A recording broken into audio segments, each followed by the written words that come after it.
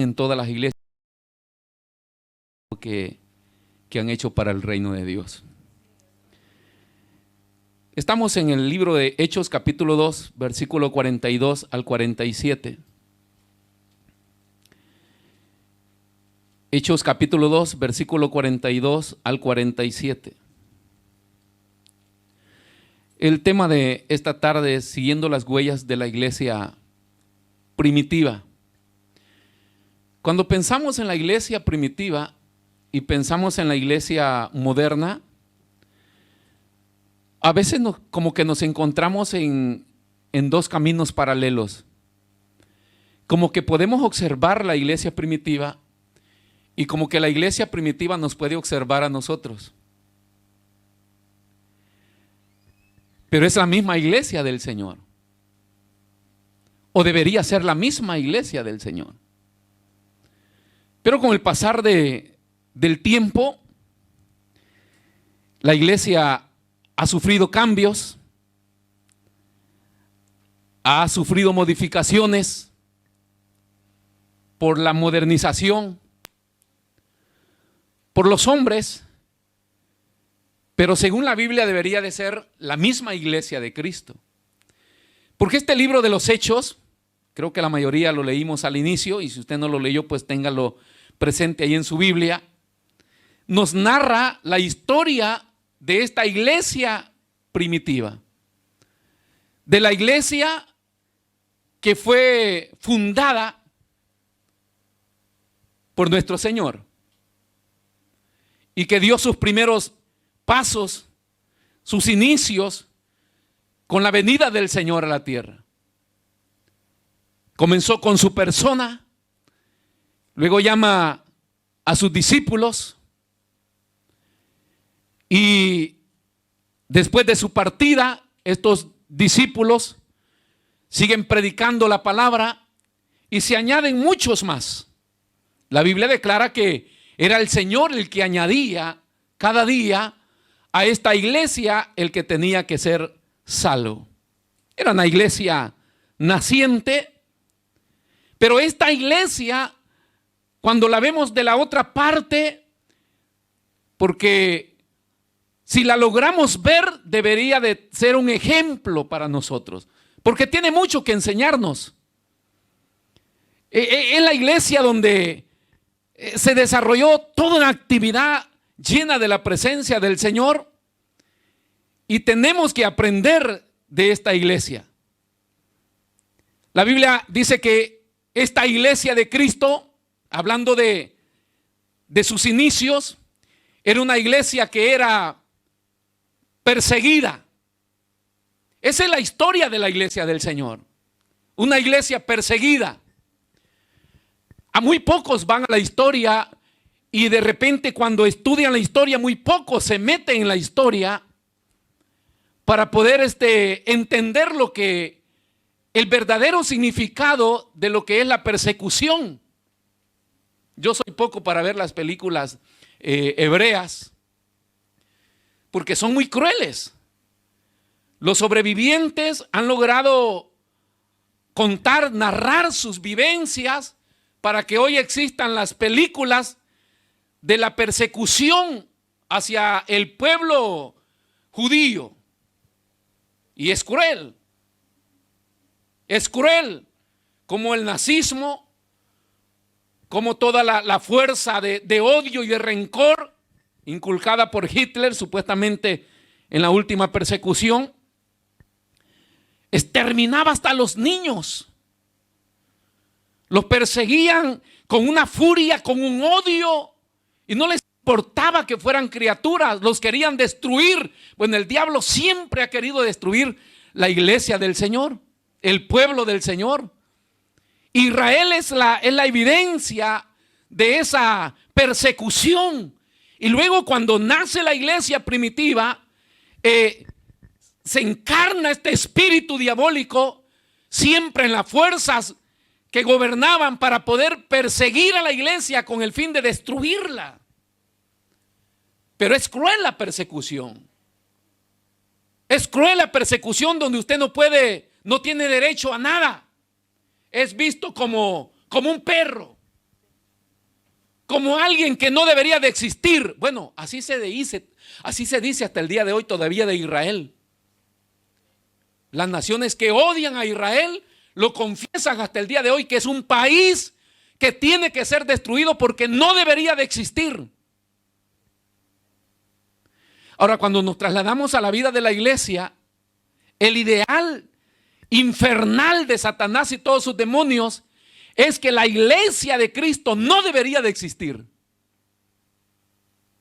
Ese es el fin de Satanás, de trastornar doctrina, de entrar en la mente de los cristianos para confundir su pensamiento sano de fe, de torcer esa fe genuina basada en la palabra de Dios, con el fin de que la gente, en vez de seguir un camino correcto, justo, basado en la verdad, se pueda desviar y simplemente practicar una religión, que eso pues no le afecta en nada a Satanás. A Satanás le ofenden los verdaderos cristianos. A Satanás no le ofende el nombre de una denominación. A Satanás no le hace mal una iglesia numerosa, no le hace mal que nos reunamos tantas personas, porque no es la cantidad. A Satanás lo mete en terror hombres y mujeres que entregaron su vida a Cristo y que pertenecen a esa iglesia poderosa de Cristo. Era una iglesia que vivía bajo la persecución y que crecía en el tiempo cristiano de imperios sanguinarios, criminales. Hoy la gente está asustada solo porque un político llega al gobierno y declara algo, pero no se está metiendo con usted. En aquel tiempo eran persecuciones, hermanos, personales, directas, hasta exterminar una familia, exterminar la fe de la iglesia. Eso eran esta fuerza, porque cada imperio invadía y tenía que meter su ideología de vida que ellos querían implantar, su lengua, su cultura. Querían anular todo lo demás de otra cultura, de otra persona, y querían implantar lo de ellos. Son cosas muy comunes que encontramos en la historia de la iglesia. Encontramos, por ejemplo, el griego, que fue una lengua muy hablada. ¿Por qué? Porque el imperio griego reinó y la misión de los griegos era que todas las naciones hablaran griego.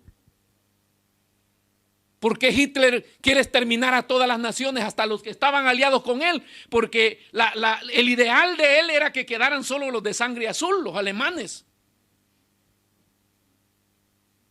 Se unieron muchas naciones a él, pero él no amaba esas naciones. Él los estaba usando, después los iba a exterminar.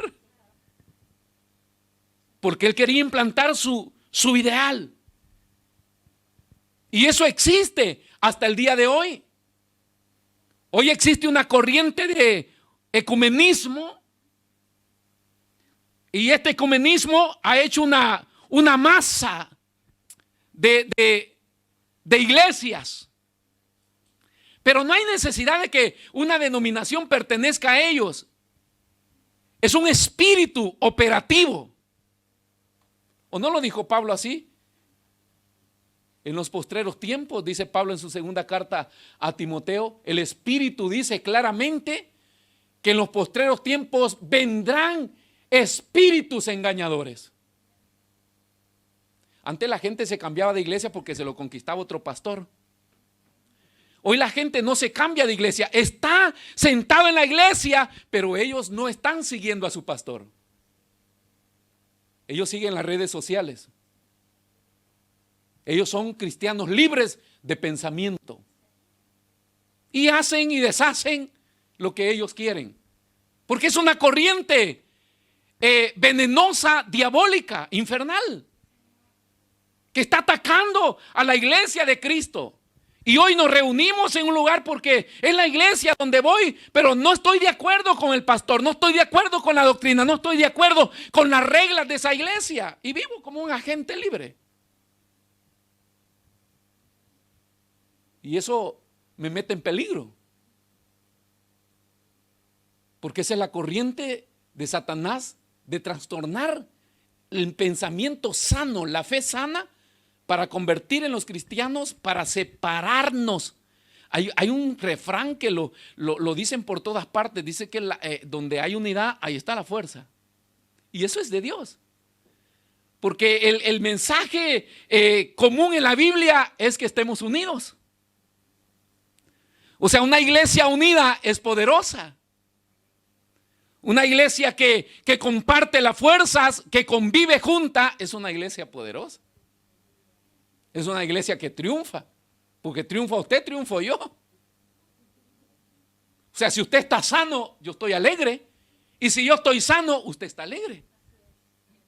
O deberíamos de estarlo. Ese es el mensaje de la palabra de Dios. Entonces, era difícil pertenecer a esa iglesia en aquel tiempo, muy diferente a la historia nuestra, porque hoy nosotros tenemos libre albedrío y tenemos libertad de expresión religiosa, entre comillas, pero la tenemos. Nadie le obliga a ir a la iglesia, nadie le priva ni nadie le obliga. Lo hacemos libre. Podemos hacerlo como no podemos hacerlo. Sí, era difícil en aquel tiempo porque las personas no podían salir. Cuando salían eran asesinados, eran muertos. Fíjense que el nacimiento de la iglesia tuvieron, cuando después de la ascensión de Cristo a los cielos, la iglesia tuvo que huir de sus viviendas, dejar todo y esconderse en las cavernas o en los subterráneos, donde lograban tener sus reuniones privadas. Y la historia de la iglesia primitiva nos dice que de ahí salían ellos a deshacerse de sus cosas que habían dejado allá afuera. Y luego regresaban de nuevo, trayendo lo que habían obtenido por vender sus propiedades, y cubrían la necesidad de cada uno, o era puesto a los pies de los apóstoles que gobernaban, que guiaban a la iglesia. No gobernaban, guiaban a la iglesia, y ellos pues lo distribuían en base a la necesidad de cada persona en la iglesia, pero estaban escondidos. Esa es la historia de la iglesia primitiva, aún a costa de sus propias vidas. Ellos sabían, por eso es que se dice que hoy para cerciorarse que un cristiano de verdad está convertido, hay que doctrinarlo. Por eso es que hay libros de doctrinales para catecúmenos, para bautismo. Hay que hacerle entender qué significa el bautismo, unos 2 meses, 3 meses, luego está seguro todavía, y lo llevamos a las aguas y el tipo después de bautizarse se va.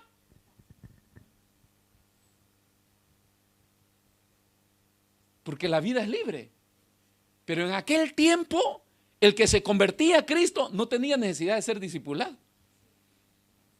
Porque la conversión es una obra del Espíritu Santo en la vida de la persona. No es una decisión nuestra. Yo decidí entregarme. Nadie, dice el Señor, nadie me buscó a mí. Yo los busqué a ustedes. La salvación no es para el que quiere ni el que corre. Él nos alcanzó. Por eso estamos con Él, porque Él tuvo misericordia de nosotros. Y su espíritu ministró nuestro espíritu, nuestro corazón, y trabajó en nuestro corazón hasta convertirnos, hasta traernos a Él. Pero es una obra de Dios. No es una decisión del hombre. Hoy vivimos en un tiempo donde el hombre decide, y hay 3 a la par de él rogándole: pase adelante, hombre, pase adelante, acepte, sin compromiso, le dicen. ¿Escuchó esos que evangelizan? Acepte al Señor sin compromiso. ¿Cómo que sin compromiso? Te estás echando un compromiso encima. A veces lo saben más los impíos que nosotros, porque ellos nos responden: no, eso es cosa seria, eso no es sin compromiso. Pero es una obra del Espíritu Santo en la vida de la persona. Y siendo que es una obra del Espíritu Santo en la persona no tiene opción de volver atrás. Porque para él el ayer no existe más.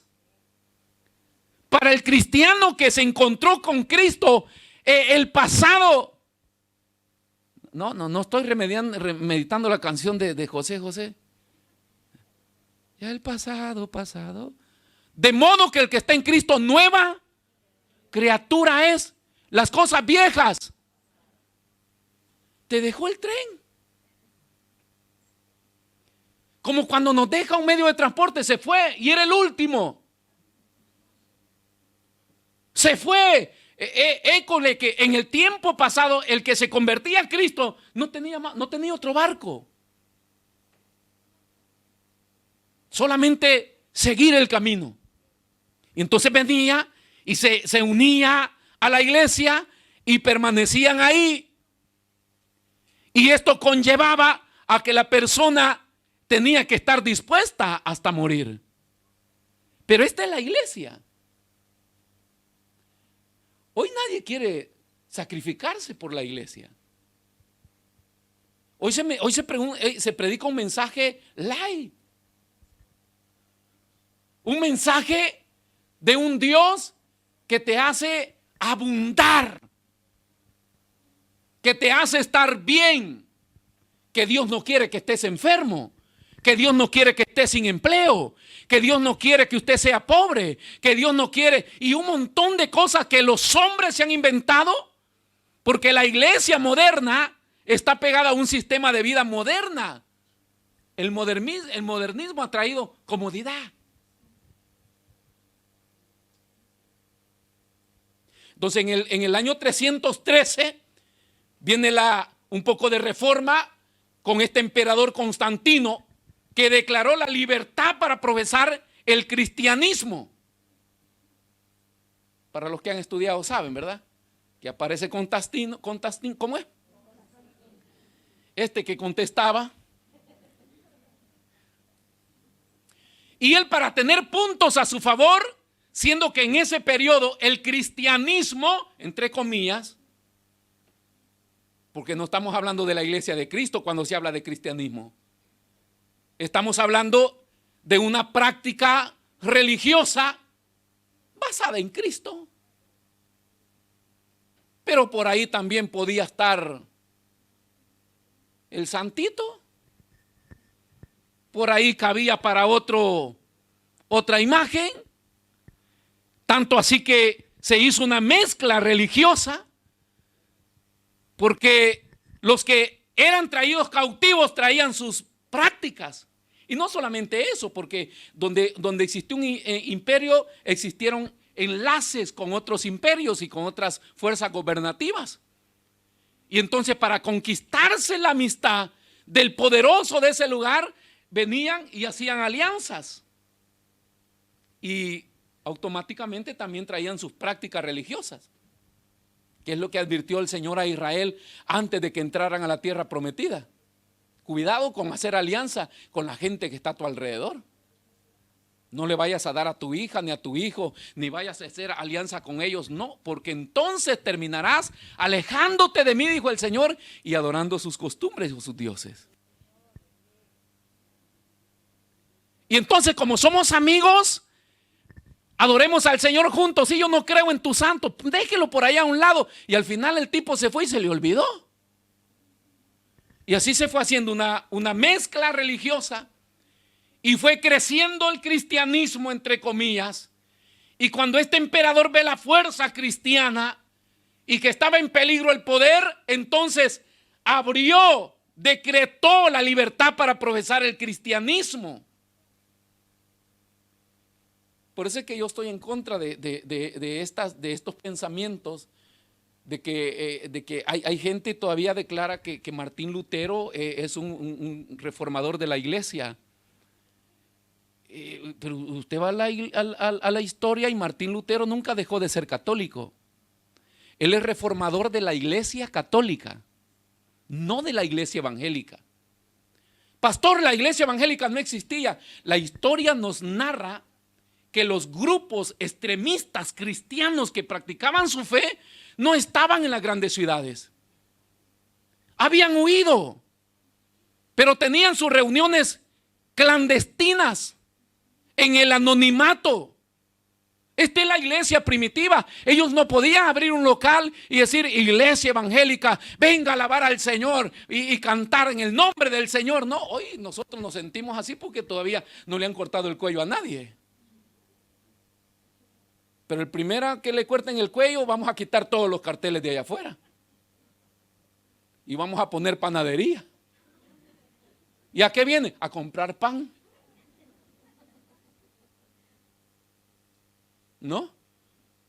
Porque nos invade el terror. Entonces no se trata de eso, pero se viene, mis hermanos, y viene esta libertad para que nosotros podamos profesar. Y entonces, cuando han venido estas reformas dentro del cristianismo, entonces son oportunidades que la iglesia de Cristo ha usado para manifestarse.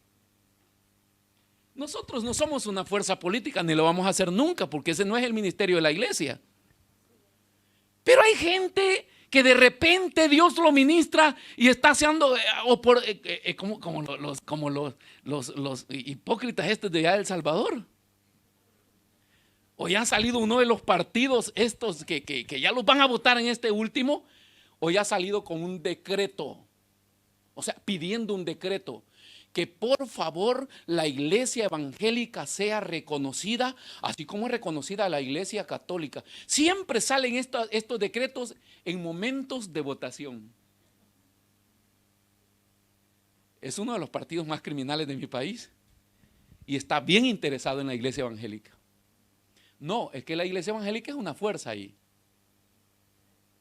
Y como es tiempo de votación, necesitan un voto. Y entonces vamos a hacer algo, pero la idea es que Dios, de una u otra manera, por bien o por mal, mueve a esta gente para que hagan un decreto. Porque ¿qué tal le hacen caso a ese loco? Y usted no va a ir a votar por ello, pero sí se va a pegar el decreto. Todas las iglesias van a poder ser legales. Eso es lo que hay que entender, que Dios puede usar a quien sea con el fin de favorecernos. Cuando vienen estas reformas y estas oportunidades, comienzan a salir a luz los grupitos clandestinos. Que esos sí son cristianos, porque cristiano se deriva de la palabra Cristo. O sea, seguidores de Cristo. No religiosos, seguidores de Cristo. Se manifiestan y ahí se hagamos culto, ¿no? Pero luego viene la persecución, váyase de nuevo. Pero habían quienes hacían acuerdo con el emperador, hacían acuerdo con el gobierno, hacían acuerdo con el mundo. Entonces venimos a toda esta fuerza de maldad que quiere unir a la iglesia, porque la idea es que al cielo todos los caminos van para allá. ¿Qué hace usted perdiendo el tiempo en la iglesia evangélica si todos los caminos van a Dios? Esa es la idea del hombre. Pero la Biblia dice que hay un solo camino que lleva a Dios. Y que no tiene encruces. O sea, no es que usted se fue y allá salgo adelante. Y como piensan muchos, no, cuando me muera Dios me va a dar la última oportunidad. Entonces vivo como quiero, pero yo sé que en el momento, así pensaba yo antes de convertirme. Yo decía, yo sé que mi mamá está orando, que su iglesia está orando y Dios no va a permitir que yo me muera antes. Antes de morirme, Señor, me vas a dar la oportunidad. Pero eso lo pensaba sin Cristo. Después me di cuenta que te agarra un paro cardíaco y te fuiste, hermano. Y la oportunidad después de partir de esta tierra ya no hay. Así que el mensaje de la Biblia es estar listo. No se puede estar impreparado, se necesita estar listo. Entonces, las reuniones que eran clandestinas, los que adoraban al Señor al escondido, salieron, hermano, a la luz y se convirtieron en grandes reuniones. Hoy tenemos, por ejemplo, las grandes catedrales. Porque los templos cristianos católicos, porque el catolicismo es una unión imperial, o sea, el imperio se une y se hace una sola religión con imperio, y con las riquezas que tenían y con todo lo que se robaban de todas partes, comenzaron a construir sus grandes catedrales. No sé quién ha tenido la oportunidad de ir a la catedral de, ¿cómo se llama? La Basílica de San Pedro en Roma. Eso es un espectáculo. arquitectónicamente.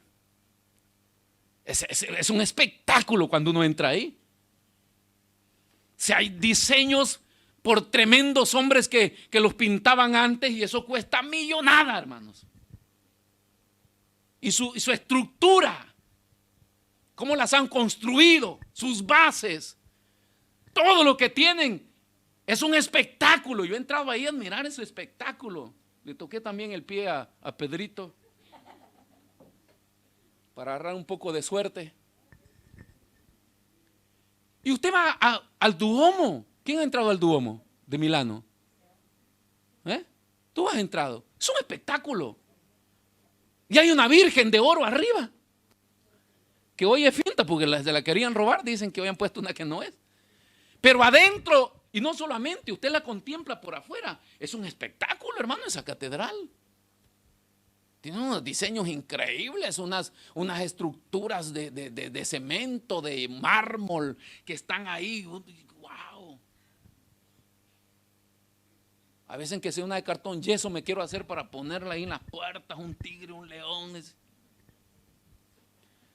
Pues agarremos un león y pongamos el león de la tribu de Judá y ya está. Entonces se unieron y los grupos que eran clandestinos y que estaban en lo oculto adorando a Dios se volvieron en iglesias grandes, crecieron inmensamente y obtuvieron templos y lugares, se volvieron ricos, poderosos ante la sociedad. Porque para obtener el favor del imperio, usted tenía que aceptar lo que el imperio decidía. Y grandes lujos. A mí me da no sé qué, porque la televisión está llena de anuncios, hermanos, de ayudar a los niños pobres. Y el que sale hablando es uno que está tan platudo, o sea, tiene mucho dinero, que basta que él diera una pequeña parte de su dinero y solucionar ese problema. Pero los usan a esos adinerados y famosos para lavar el cerebro a los televidentes, para que usted pueda adoptar un niño y pueda dar mensualmente. Con 6 euros tú mantienes un niño allá. Pero ¿sabe las millonadas que gana cada persona que sale para ese anuncio? Que él solo por aparecer ahí está ganando un platal.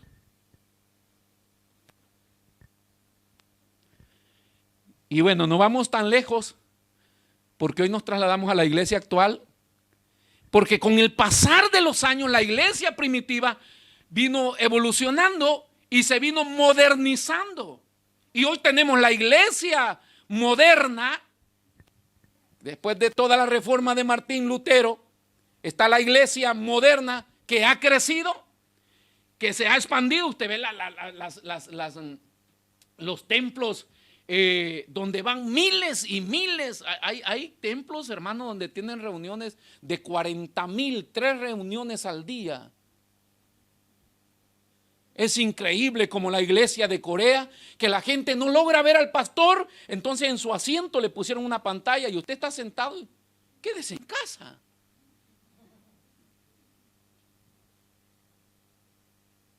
$30,000, $40,000 y sale ese mar de gente y está entrando otros 30,000. Es increíble. La iglesia creció y lógicamente que al crecer se hizo rica y se hizo poderosa ante la sociedad.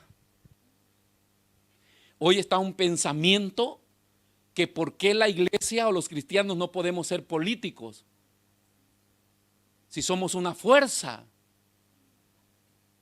social.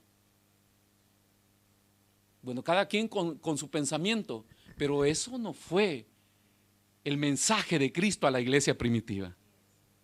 Y eso no fue el culto de la iglesia primitiva. O sea, la iglesia que estaba escondida y que adoraba al Señor allá en su secreto, cuando encontró la oportunidad salió la luz y acá estoy, y se hicieron millonarios y poderosos, y hoy es una fuerza política y perdió todo el significado de lo que era el mensaje de Cristo. Se ha enriquecido económicamente. Entonces hoy los cristianos, digo los cristianos evangélicos, porque todavía hay ese ideal de cobertura, apegarse a un predicador famoso que te dé cobertura. Porque si tú quieres crecer, apégate a ese apóstol, a su unción, a su ministerio. Esto de su ministerio es un poco complicado, porque los ministerios no son de los hombres, ¿sabían? Los ministerios son de Cristo, dados a los hombres, pero el ministerio no se debe al hombre. Otro punto importante, el ministerio se debe a quien va a ser ministrado. Pero hoy el hombre lo ha tomado y yo soy el ministro, yo soy el hombre, yo. Y eso que Dios te dio para ser ministrado. Ese ministerio tiene vida porque le pertenece a quien vas a ministrar. No te pertenece a ti. O sea, si yo no ministro a alguien, entonces yo dejo de ser ministro. Pero no es del hombre. Porque yo estaba pensando cambiarle Maranata y ponerle Ministerio José Zúñiga. JL. Porque es lo que han hecho los hombres, pues mío. Es mío. Es mío, dijo el gato. Y el Señor dice, no es tuyo, es de la gente. Porque cada quien dice, según como le fue dado, ministrelo a los demás. Entonces la iglesia, mis hermanos, se volvió poderosa. Y entonces vemos las multitudes y vemos, usted puede ir a contemplar, porque una de las cosas cuando se construyen templos nuevos es eso, ¿verdad? Lo primero que sale es el video.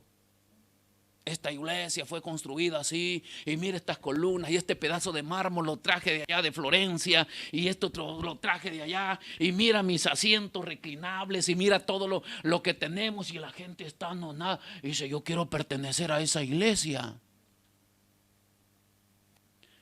Pero hay características que habían en la iglesia primitiva, que lo hemos encontrado en lo que hemos leído, que ellos, si eran iglesia de Cristo, eran porque estaban movidos por el amor.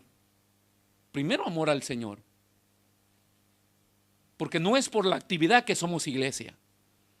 No es por lo que yo pueda hacer, o por lo que yo pueda dar, o porque yo pueda servir. Y yo puedo traer mi tiempo, mi ofrenda, mi primicia, las cantidades que yo quiera, pero eso no determina que yo soy cristiano, hijo de Dios. Puede determinar un interés que yo tengo, pero no determina que yo soy cristiano.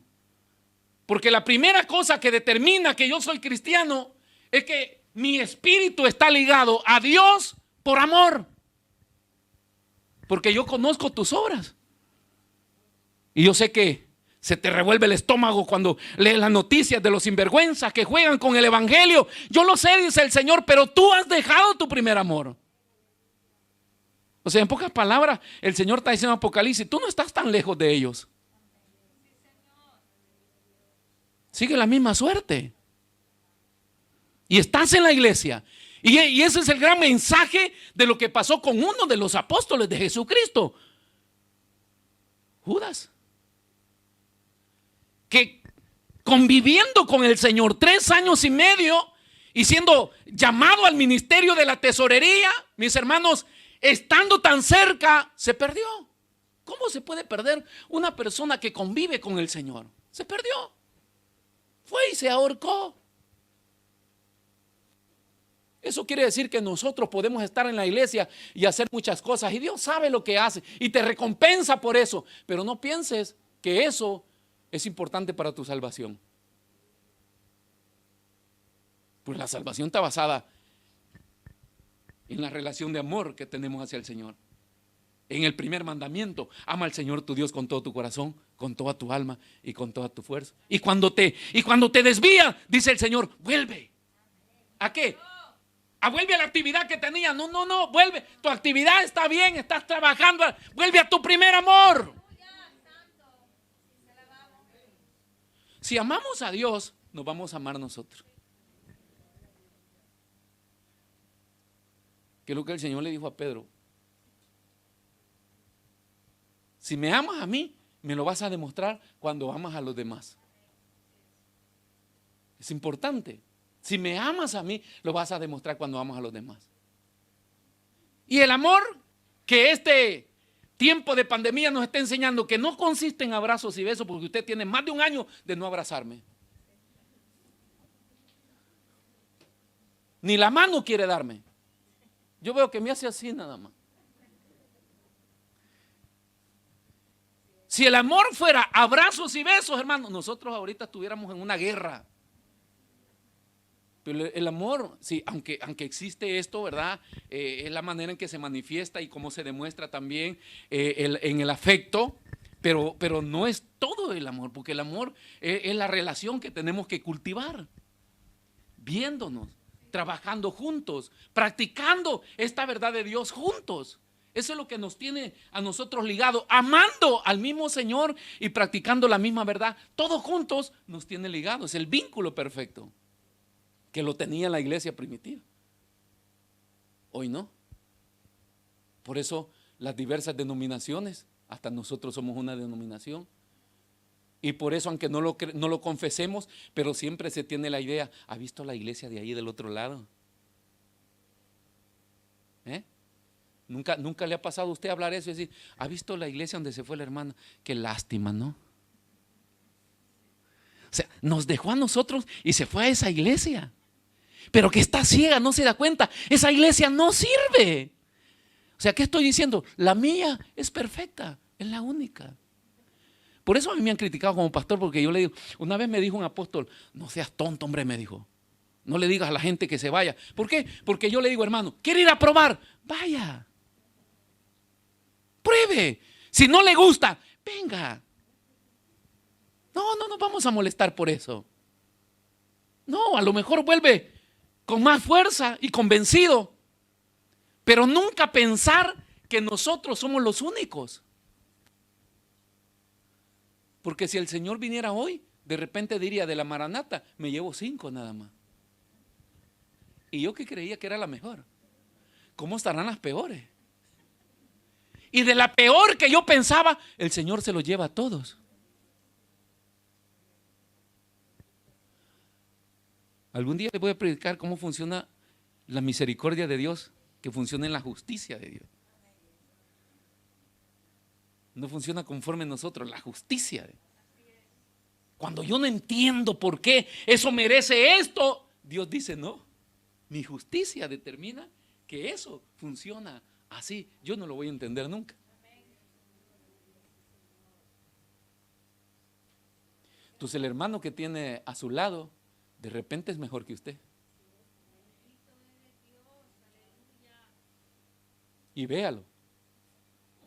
Pégale una mirada. Y cuando lo vio, ay, dice el hermano que yo pensé que era peor que mí. No, porque la esposa tiene ese pleito, ¿no? Oye, este desgraciado se va a quedar cuando Cristo venga. ¿Y qué tal si él se va y tú no? O el hombre, ay, no estás que tú me diste, Señor, si esta es tu bendición, ¿qué será? Se queda y se va. Por eso es que en el día postrero, final, cuando Cristo levante su iglesia, dice que va a ser el lloro y el crujir de dientes. No puede haber lloro ni crujir de dientes con una persona que vivió toda la vida renegando a Dios. El lloro y el crujir de dientes por una persona que estuvo todo el tiempo seguro que se iba y no se fue.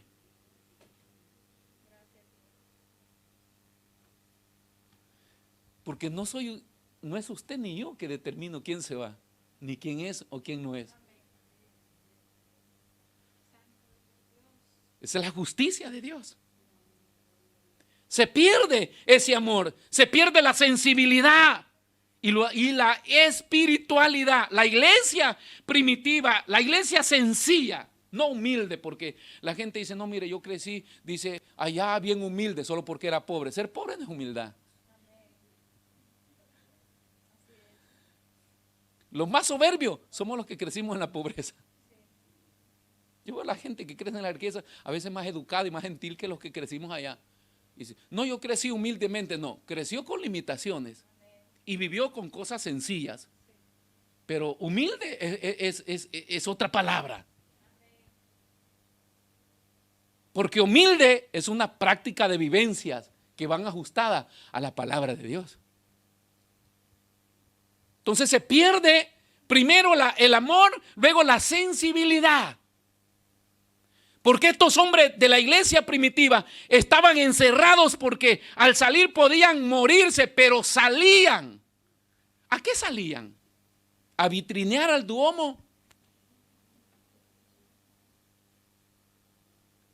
Nos meten en cuarentena y la gente está desesperada en los balcones cantando y haciendo un montón de piruetas. Unos se quitaban la vida porque están desesperados. Queremos salir. ¿A qué?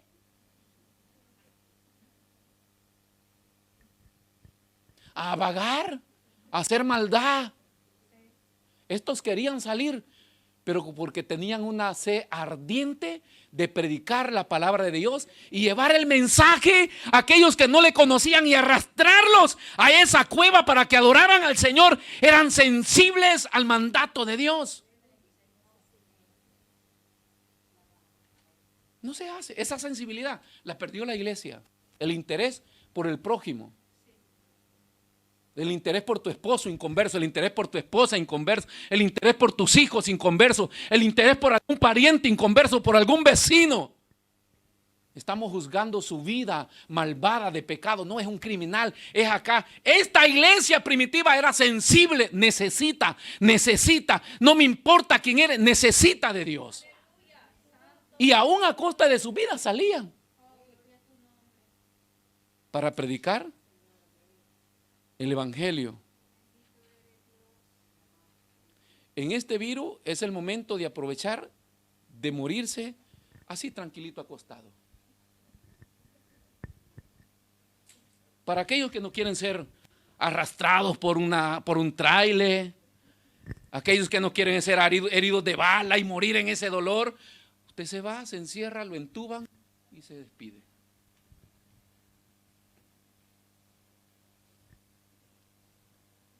Hay una manera de morir muy fácil hoy. En aquel tiempo ellos salían por amor sin importarles que ellos los atrapaban, hermanos. Los despedazaban, los torturaban, los masacraban. Y ellos podían volver así heridos a recuperarse y iban de nuevo. Hay muestras del apóstol Pablo que es apedreado. Lo sacan de la ciudad, lo van a tirar como un perro muerto. Al rato resucita y dice, voy de nuevo. No le dolían las pedradas. Ay, la iglesia. Hoy somos sensibles a mi yo, a que a mí me hieren, a que de mí hablan, aunque me critican. Es que yo no aguanto. Esa iglesia es acá. Sí, hermanos, una iglesia almática. Sensible solo a lo que a ellos les interesa. Póngase a servirle al Señor y se va a dar cuenta que lo van a agarrar como palo cargado de naranja. Como los callejeros pasan y agarran piedras y leños, y dice, me puse a servir y hoy todos me critican. Eso es. El carácter del cristiano se forma en la vía del servicio. Porque te llueve, hermano. Durante usted no le sirve al Señor, usted está sentadito, nadie lo critica, nadie dice nada, se ve muy bonito. Pero párese a servir desde el momento. ¿Quién quiere servir? Y usted levanta la mano, todos van. Es hermano. Que el Señor tenga misericordia de él. Desde ahí comienza tu calvario. Pero no importa. No importa. No importa el sufrimiento. Pablo dijo, lo he gastado todo y me voy a gastar yo mismo por amor a este evangelio. Ustedes creen, y hoy se lo hago directo, ustedes creen que todo lo que hablan ustedes de mí es siempre positivo. ¿Ustedes creen que usted habla siempre positivo de mí? No. ¿Y usted cree que yo nunca le he escuchado algo negativo hacia mí? Si usted cree que yo nunca le he escuchado o no lo sé, está equivocado. Porque ya me lo contaron. Pero usted no lo ha hecho notar, pastor, porque no me interesa. Si Dios me puso delante de ustedes, debo aguantar.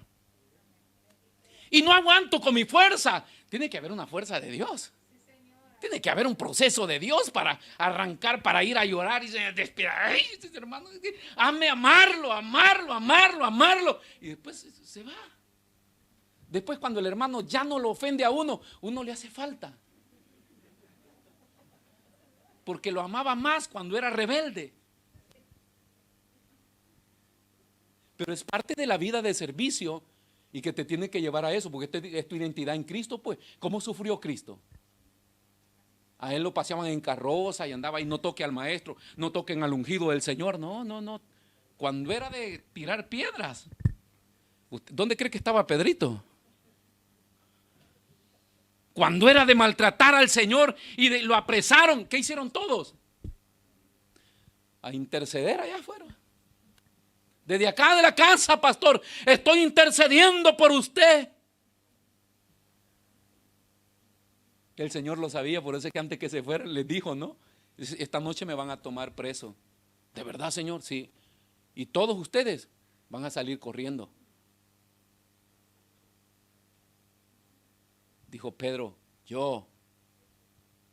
Cuenta con uno fiel, Señor. Ay, cuánta gente dice, ay, pastor, a mí pase lo que pase, yo no dejo al Señor. No, hermano, ese cuento de Pedro ya es antiguo. Mejor diga que el Señor me dé fuerzas para que cuando esta carne débil quiera renunciar, se vuelva pesada como un plomo y no se mueva de ahí, pero que Él me sostenga. Porque la carne, no, hermano, la carnita brinca en la grilla. ¿Para qué se tira en la grilla la carne? Para sacarle la última sangre que tiene. Se pone colorada y comienza a arder y a sudar. Así es la carne. Hasta que ya está bien asadita, usted la tira al plato y ya no hace nada. La carne está ahí. Usted la agarra, está un buen bocadillo. Esa es la preparación de todo. La sensibilidad, la espiritualidad que la iglesia tenía en los primeros días con sus apóstoles. Era una iglesia muy espiritual. Muy espiritual. Porque dejó todo. Dejó todo. Versículo 42. Para ver el primer elemento fundamental. Y perseveraban en la doctrina. ¿Qué dice, hermano? Repita conmigo, aunque si tiene la mascarilla le escucho, ¿ya? ¿Qué dice el versículo 42? Ahí nomás. Perseveraban. Hablando de la iglesia que se añadía, cada individuo que era comprado con la sangre de Cristo, se añadía a la iglesia y ellos perseveraban. Es un elemento fundamental para una iglesia victoriosa, para una iglesia que es parte de la iglesia que Cristo fundó. Perseveraban. Perseverar es muy diferente al saber. Perseverar en la doctrina de los apóstoles. Qué tremendo esto, hermano. Aprendían. Para perseverar se necesita ¿qué? Aprender. La Biblia está llena de que las encomendaciones, los llamamientos de Dios no son dados a personas con falta de conocimiento de su palabra, que es lo que tenemos hoy. Hoy tenemos, yo siempre digo este versículo porque en el tiempo del Señor dijo, orad al dueño de la mies para que mande obreros. Porque hay muchas ovejas y hay pocos obreros. Hoy la oración se cambió porque hoy ore al Señor para que se multipliquen las ovejas. ¿Por qué? Porque han nacido muchos obreros. Usted va a ver pastores por todos lados. La Biblia enseña, y es muy fundamental, que un pastor con llamamiento debe ser un pastor ordenado por un presbiterio. Un pastor llamado por el Señor, porque el llamamiento lo da Dios, pero la confirmación lo da una iglesia a donde él pertenece. Y cuando la iglesia reconoce ese llamamiento, viene presentado y ordenado por imposición de manos de presbíteros, de hombres de Dios que ya están ahí. Y ese es un ministerio ordenado. Pero hoy nacen líderes que solo porque entraron en desacuerdo y no me gustó, y hoy cada quien puede ir a alquilarse un local. Hoy están más baratos, hoy que estamos en crisis. Alquilémonos un local, hermanos, y abramos ya una iglesia. ¿Y quién es el pastor? Voy a ser yo, pues.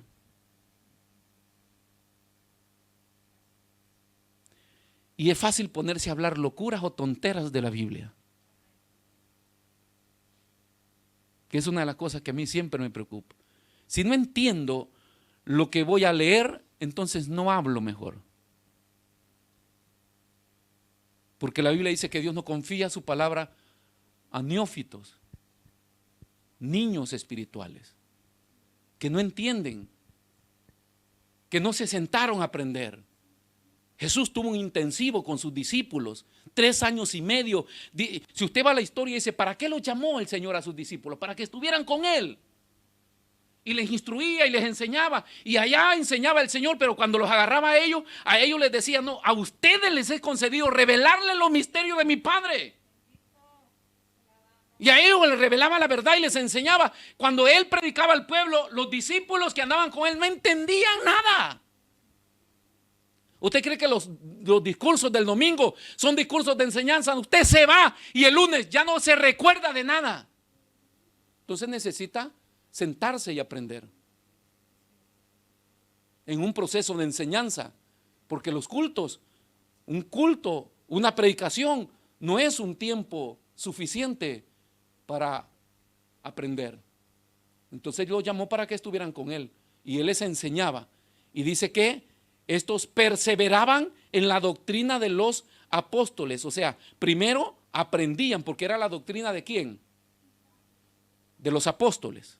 Pero los apóstoles llevaban la doctrina ¿de quién? De Cristo.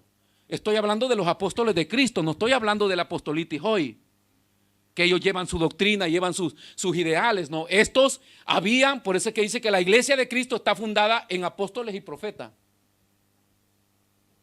Y los apóstoles habían agarrado lo que Jesús les dijo en San Mateo capítulo 28 versículos 19 y 20. Ir por todo el mundo y predicar el evangelio y bautízalos y enséñales todas las cosas que yo os he mandado.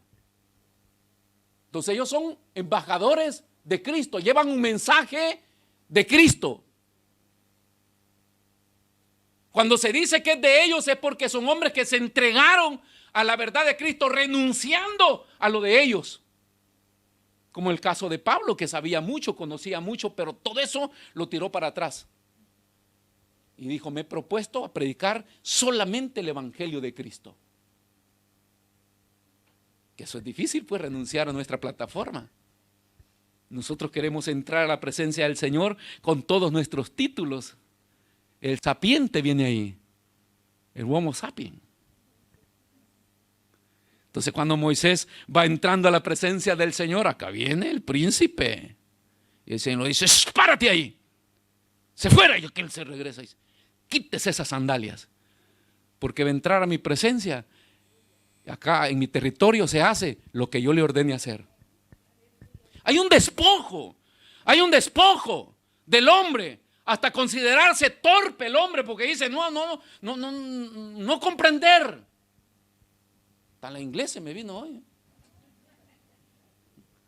No capire, no entender yo, señores, no parlar bene. Yo, el Señor dice, ya te pongo un traductor y ya se arregló la cosa. Pero usted de qué va. Me hubiera dicho a mí, copiado, Señor. Ya no me lo repita, yo ya lo sé, ya voy directamente. Eco, ¿por qué nos estrellamos en cumplir misiones en Dios? Porque no nos gusta escuchar, pero queremos ir a hacer las cosas. Así somos los hombres.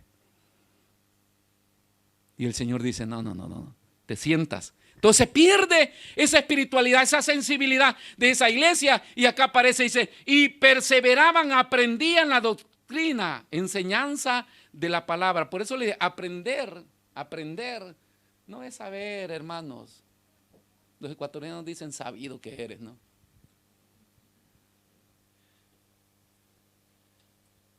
Porque aprender no es saber.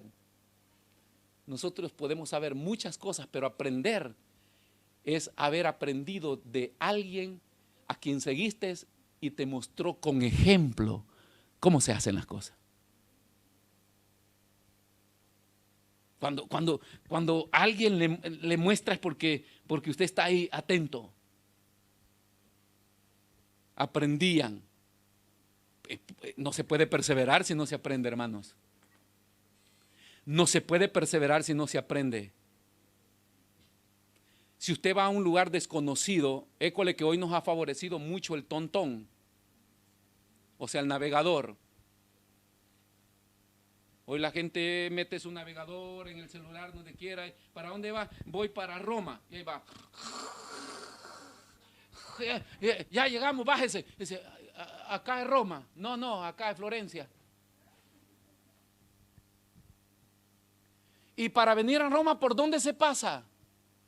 Nos venimos bajo de agua, hermanos. Porque este navegador ha hecho que la gente ya no esté atenta. Hay muchas personas que ni la vía de donde viven saben. Ay, yo no sé, pastor, porque a mí el bus me lleva. ¿Y qué número es su casa, hermano? Nunca lo he sonado porque tengo la llave. Y algunas veces ya han ido a querer abrir la puerta ajena. Porque la gente pierde la noción. Aprender cuando uno va tome nota. Cuando salimos con caminatas con los jóvenes, ellos van tomando nota porque cuando regresan les hacemos preguntas. Entonces ellos van, la vía tal, acá murió un gato, acá había un perro de tal color y ellos van anotando todo eso. Y eso no le lleva a uno a tener una ¿cómo le llamo? Un parámetro, una orientación por dónde pasé y cómo voy a llegar de nuevo, pues. Cuando yo vine a la Italia y me fui, me atravesé desde Cairoli para allá y yo iba por toda la calle empedrada, acá en Cairoli buscando San Bávila y los grandes edificios. Yo había visto solo mi choza de palmas de coco allá en mi país, que entraba agachado todavía, y ahí estaban unos grandes edificios y yo veía. Y después de haber caminado mucho la calle me parecía igual y Dios, si acá vengo solo yo voy a terminar perdido acá. Yo me preocupé, pensé que nunca iba a conocer Milán,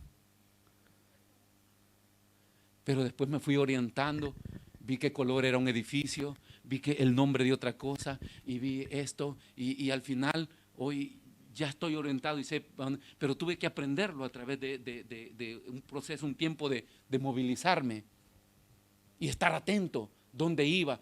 Hay personas que son muy prácticas, usted le dice vaya acá, coja esta, coja la otra y llega, pero hay otros que iba a llegar en 10 minutos y dice, ¿y dónde anda?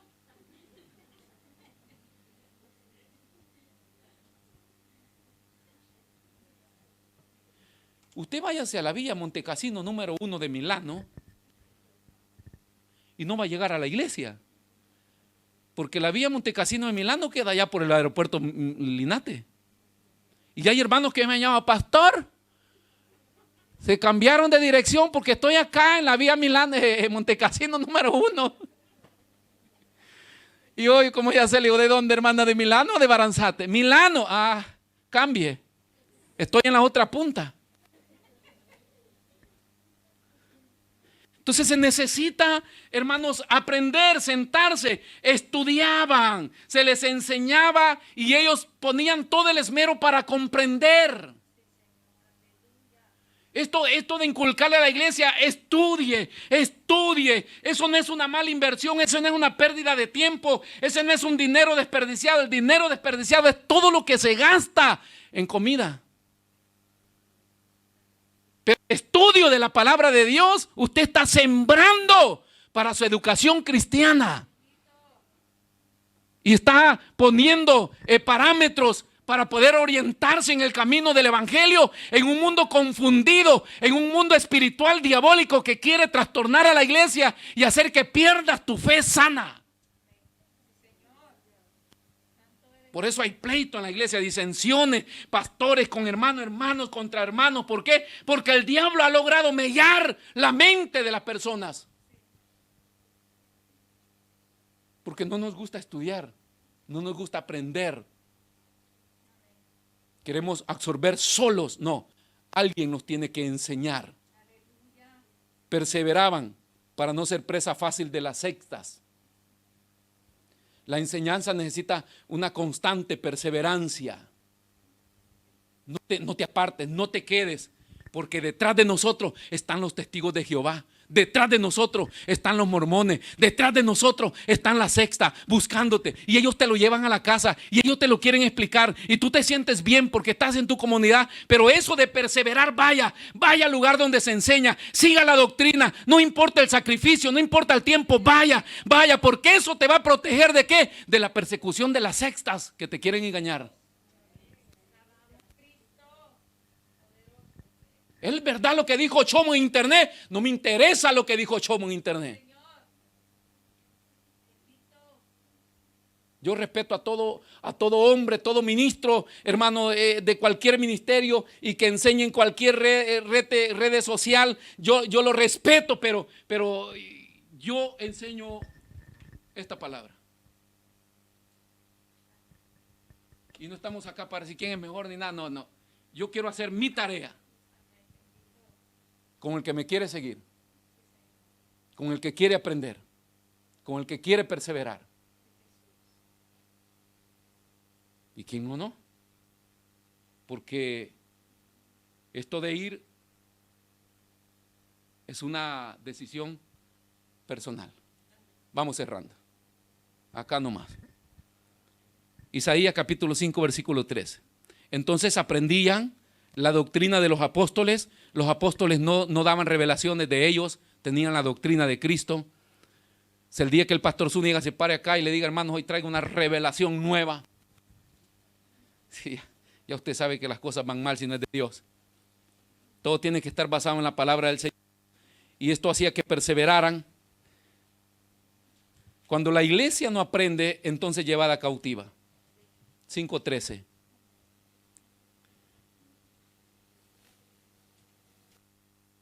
Hermano. Por tanto, mi pueblo, dice Isaías, fue llevado cautivo porque no tuvo conocimiento y su gloria pereció de hambre y su multitud se secó de sed. La gloria se cayó. Las multitudes estaban sedientas. Nosotros hemos tenido hermanos que vienen de iglesias más grandes que la nuestra. Y me han confesado esto sencillamente, humildemente, y me han dicho, pastor, acá estamos viviendo un nuevo tiempo. Nunca nos habían enseñado esa palabra así. Porque no es la iglesia grande ni numerosa, sino que es el interés que el predicador tenga de enseñarte la verdad de Cristo. Aunque te molestes conmigo, aunque si de repente no le va a gustar, pero mejor que no te guste, pero que tú sepas que no es así como se hacen las cosas. Y entonces dice, el pueblo pierde su libertad, es llevado cautivo porque le falta conocimiento, le falta aprender. Eso lo dice Isaías. Quiero que se ponga de pie esta preciosa tarde. Acá tenemos mucho material para seguir hablando de cómo seguir las huellas de esta iglesia, porque esa es nuestra tarea. Si no nos parecemos a esa iglesia, necesitamos emprender esa marcha en ir en pos de esas huellas de la iglesia primitiva. Pero quédese con este primer versículo: y perseveraban en la doctrina de los apóstoles. La doctrina de los apóstoles. Si el hombre no se desvía de la verdad de Dios, Dios respalda lo que tú dices, y tanto así que te atribuye poder y autoridad. Eso está comprobado en la Biblia. Dice que el profeta Samuel, ninguna de sus palabras cayó a tierra. Sus palabras. Eso quiere decir que los hombres de Dios tenemos delegada autoridad en nuestro hablar, pero no en todo lo que hablamos, por favor. Somos hombres y somos ministros. Pero cuando estamos hablando la verdad de Dios, eso lleva poder y autoridad dada a Dios al hombre. Por la persona, no, yo al pastor no le escucho, a mí, yo lo que Dios me diga, eso hago. Pues Dios delegó autoridad a los hombres. Y cuando Samuel decía algo, eso era un hecho. Y no lo había dicho Dios, nadie escuchó la voz de Dios, pero Samuel dijo. Y en la Biblia está escrito que lo que Samuel dijo, ninguna palabra fue vana. Ahora usted va a ver al profeta Elías, porque los profetas también. El profeta Elías está parado delante del rey y le dice, y dice, no lloverá por 3 años y medio si no es por mi palabra. Eso es tremendo. O sea, está bien que por la palabra de Dios, pero el profeta dice, por mi palabra. Hermanos, dicho y hecho. No llovió 3 años y medio por la palabra que había dicho Elías. Pero Elías la había recibido de Dios. O sea, no es que andemos por la calle diciendo palabras, no. Pero tú lo puedes declarar como tuya y Dios te respalda, pero porque Dios te la dio. Entonces hay mucha autoridad en el llamamiento, en el ministro, en el hombre que se para enfrente, en el ministro que te enseña, que te instruye, que te corrige. Hay mucha autoridad de parte de Dios, aunque te lo diga con sus palabras, pero hay un respaldo de parte de Dios. Y hacemos bien a escuchar, hacemos bien a seguir ese consejo, porque eso va a traer en nosotros una protección divina para que nada me pueda afectar. Ese es el patrón de la Biblia y es lo que la Biblia enseña. Hoy en la iglesia moderna se enseña mucho a una dependencia. Deja al hombre. Y como hemos visto tanto que el hombre ha pisoteado la palabra de Dios, ya nosotros queremos dejar. Señor, si es posible eliminar Efesios capítulo 4, versículo 11, cortémoslo, porque la iglesia ya no necesita ministros. Si Dios hubiera considerado que la iglesia moderna no iba a necesitar ministros, hubiera dicho, esta palabra tiene vida hasta el inicio de los días postreros. En el año 2021, Efesios capítulo 4, versículo 11, corten esa hoja de la Biblia, que ya no funciona. Sigue vigente, hermanos. Sigue vigente. Y Dios quiere que seamos esa iglesia.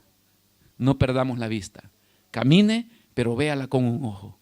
Viva, pero véala con un ojo. No, yo no soy moderno, no soy de este mundo, no soy para esta vida. Yo tengo un camino que seguir y tengo un patrón a que apegarme. Y la iglesia primitiva fue o debe ser mi escuela. Y quiero seguir para ser como esa iglesia. Oramos. Señor, te damos gracias en esta preciosa tarde. Te bendecimos. Te damos toda la gloria y te damos toda la honra a ti, Señor.